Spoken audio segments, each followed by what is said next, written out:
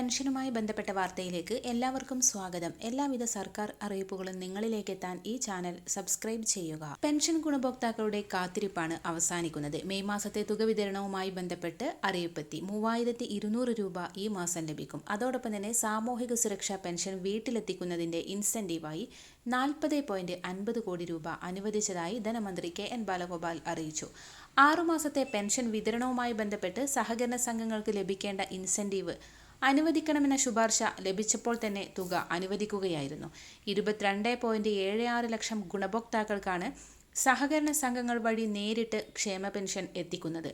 ഓരോ ഗുണഭോക്താവിനും 30 രൂപ വീതം ഇൻസെന്റീവ് അനുവദിക്കുന്നുണ്ട്. സംഘങ്ങൾ ഏർപ്പെടുത്തുന്ന വിതരണക്കാരുടെ പ്രതിഫലവും ഇതിൽ നിന്നാണ് നൽകുന്നത്. ഇതോടൊപ്പം തന്നെ കുടിശ്ശികയുള്ള ഒരു ഗഡുവും മെയ് മാസത്തെ പെൻഷനും ഉൾപ്പെടുത്തി സംസ്ഥാനത്ത് ക്ഷേമ പെൻഷൻ വിതരണം ഈ മാസം 21 മുതൽ ആരംഭിക്കുകയാണ്.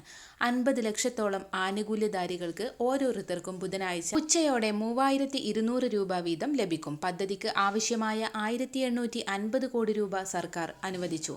നിലവിൽ എല്ലാ മാസവും സ്ഥിരമായി ക്ഷേമ പെൻഷൻ വിതരണം തുടരുകയാണ്. കഴിഞ്ഞ വർഷത്തിലുണ്ടായ കുടിശ്ശികയിൽ നിന്നും ഒരു മാസത്തെ പെൻഷൻ ഇതിനോടൊപ്പം നൽകാനാണ് തീരുമാനം. ശേഷിക്കുന്ന 2 ഗഡുക്കളിൽ ഒരേ തുടർച്ചയായി വിതരണം നടത്താനാണ് സർക്കാർ നീക്കം. പെൻഷൻ വിതരണം സുഗമമായി നടത്താൻ സാമൂഹിക സുരക്ഷാ വകുപ്പ് അത്യന്തം കൃത്യതയോടെ നടപടി സ്വീകരിച്ചിരിക്കുകയാണ്. ബാങ്ക് അക്കൗണ്ട് നമ്പർ നൽകിയിട്ടുള്ളവർക്ക് അക്കൗണ്ട് വഴിയും മറ്റുള്ളവർക്ക് സഹകരണ സംഘം ഉദ്യോഗസ്ഥർ വഴി വീടുകളിലെത്തിയും പെൻഷൻ കൈമാറും. അർഹരായവർക്ക് പെൻഷൻ ലഭ്യമാക്കാൻ എല്ലാ ഒരുക്കങ്ങളും പൂർത്തിയായതായി അധികൃതർ വ്യക്തമാക്കി. മസ്റ്ററിംഗ് പൂർത്തിയാക്കിയവർക്കെല്ലാം തുക എത്തിച്ചേരും. മറ്റൊരറിയിപ്പ്, റേഷൻ കാർഡ് ഉടമകൾക്ക് 1 വർഷത്തെ ഇടവേളയ്ക്ക് ശേഷം മണ്ണെണ്ണ വിതരണം ആരംഭിക്കാനായി പൊതുവിതരണ വകുപ്പ് തയ്യാറാക്കിയ ശുപാർശ ധനവകുപ്പ് നിരസിച്ചു. സർക്കാരിന് ബാധ്യതയില്ലാതെ ഡീലർമാർക്ക് വാഹന വാടക ഉൾപ്പെടെയുള്ള കൈകാര്യ ചെലവും റേഷൻ വ്യാപാരികൾക്ക് കമ്മീഷൻ വർധനയും ഉൾപ്പെടുത്തിയിട്ടുള്ള ശുപാർശയാണ് ധനവകുപ്പ് വെട്ടിയത്.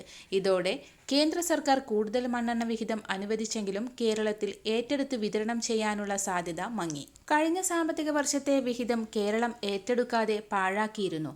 ഡിപ്പോകളിൽ പോയി വാങ്ങേണ്ടതിനാൽ റേഷൻ വ്യാപാരികൾ കൂടുതൽ കമ്മീഷൻ ആവശ്യപ്പെട്ടതിനാലാണ് വിതരണം നടക്കാതിരുന്നത്. വ്യാപാരികൾ വാങ്ങാനില്ലാത്തതിനാൽ ഡീലർമാർ പലരും സേവനം നിർത്തിയതോടെ അവരുടെ എണ്ണം 200-ൽ നിന്നും 30ഓളമായി ചുരുങ്ങിയിരുന്നു.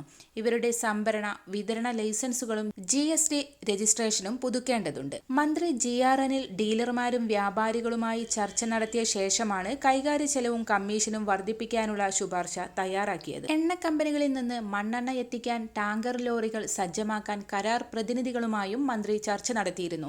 ഇപ്പോൾ വില ലിറ്ററിന് 63 രൂപയായതിനാൽ ശുപാർശയിലെ ചിലവുകൾ ഉൾപ്പെടുത്തിയാൽ വില 70 രൂപയിൽ കൂടില്ലെന്നാണ് വിലയിരുത്തൽ. ശുപാർശ മുഖ്യമന്ത്രിയുടെ ഓഫീസ് പരിഗണിച്ച ശേഷമാണ് ധനവകുപ്പിന്റെ പരിശോധനയ്ക്കായി അയച്ചത്. ഇനി മുഖ്യമന്ത്രിയുടെ ഓഫീസ് അനുകൂല തീരുമാനമെടുത്താൽ മാത്രമേ മണ്ണെണ്ണ വിതരണം സാധ്യമാകുകയുള്ളൂ. വരും ദിവസങ്ങളിലെ ഇൻഫോർമേറ്റീവായ വാർത്തകൾക്കായി ഈ ചാനൽ സബ്സ്ക്രൈബ് ചെയ്യുക.